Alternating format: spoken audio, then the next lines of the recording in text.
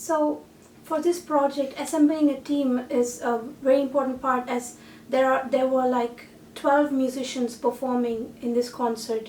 It was a big music band, and then there were percussions, keys, strings, and there was visual art and puppetry. So for this I had to really branch out from my department, the production department, and connect to the music department. So I reached out to the composers and musicians on the other side, and I'd also previously attended some of the sessions in the composition department and music department, which actually served as a bridge also to talk to these amazing talented composers and musicians. So, and they also were familiar with some of my music work and artwork. So when I reached out to them, they were very interested in being part of this project. So it was a lot of branching out and going out all the way, meeting different people outside my circle that made this project possible.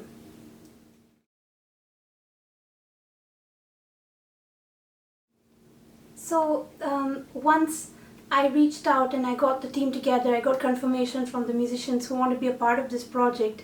I organized a meeting in the base student accommodation where I stayed, and most of the people I invited showed up for this meeting, and that's actually when we divided the jobs and realized and kind of identified which were the parts that which musicians wanted to play.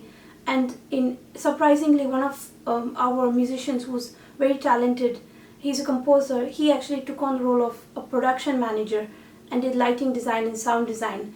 And the others, some of them who chose to be pianists, and then there were two musical arrangers who did the musical arrangement for all these songs and who did the lead sheets and scores, who I constantly had to collaborate with. So this meeting was very important, and we also took minutes from this meeting, which really served as a backbone throughout this process. And we decided the format and structure we want to follow going into rehearsals. We wanted to have a spontaneous structure with improvisations, and then build it into very structured rehearsals with tight schedules. So this meeting was very important for that. And it was also the opportunity to share the idea with the people. I'd even taken puppets to physically show them the puppets and kind of visual art that'll be accompanying the music. So it was a very important meeting.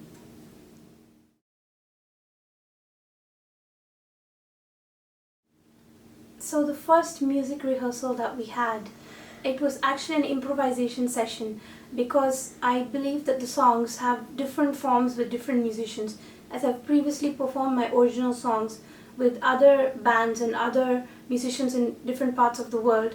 So the first session was improvisation to see how much of creative input every musician wants to put in, which are the times that they want to follow a lead sheet and a structure, and which are the times that they want to create their own musical language in the song. So also before this improvisation session, the two musical arrangers that I worked with, especially one of them, created lead sheets for this improvisation session. So the musicians had a lead sheet to know the melody of the song and the kind of chord suggestions, but then they also were free to improvise and play the tunes that they felt when I'm singing, and they were following my voice. So the first few sessions were improvisation sessions, both to kind of identify our collaborative nature and the experience of working with each other, the form of music we want to present in our performance. And also, as I also had to be the visual artist and designer for this, and I'm also the director for this, this inspired me to create the visual puppetry and scenographic elements based on this music that I heard in the improvisation session.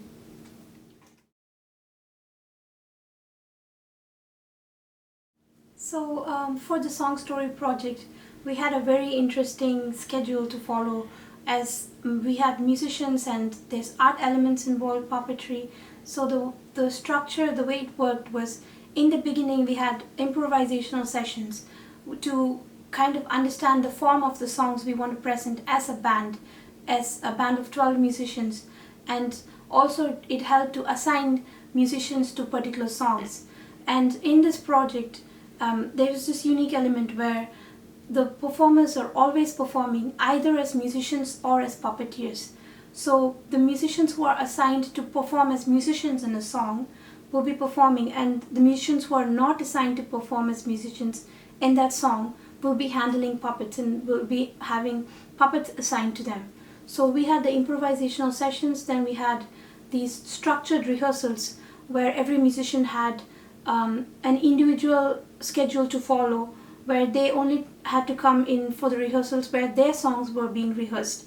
And then later, after this, and also I, as the director and songwriter and composer, I also had separate sessions with the piano, the musical arrangers. So I had separate sessions with them, and I had to be present in all the rehearsals. So the other musicians were not having to be present in every rehearsal, but I did, as I was also the lead singer. And the way the structured work is, at one point towards the end, closer to the show, we had full band rehearsals, and we had one of our first full band rehearsals in the Ledger Recital Hall, where we checked the working of puppets, the lights, and sound check with the whole musicians, the whole team. And later we also had rehearsals with the musicians and puppets in a different RCS venue, where the musicians got the practice of handling every puppet. So they were given these puppets, and it was a kind of a run through that we did as we would do in the actual show. So the musicians had the responsibility of bringing in the puppets at certain scenes, of hiding the puppets in certain locations, and handling the puppets for certain songs. So they were assigned to move the puppets when they were not performing as musicians. And they also had to get back to performing their other songs, where they had to play their musical instruments. And it was in this rehearsal that when the musicians were assigned the puppets that they had to handle, some musicians had to handle like a cat each. So when they are not performing, they will be moving this cat for the Chinna Pune song, which is a song about the naughtiness of cats. And then there was another very immersive song called The Fish Out of Water, where the sea elements, it goes to the audience. So the musicians were given the responsibility of taking these sea elements to the audience, so that it feels like a very immersive performance, where the set and the scenery moves along and the set extends into the audience. So while we perform, the sea elements are with the audience and the audience are also moving it. It feels like we go into the sea itself. So this puppet rehearsal was very important for the puppet logistics to be sorted and to coordinate all these very intricate design elements before our show. And this was also explored in the tech rehearsal and refined more in these other puppet rehearsals that we had.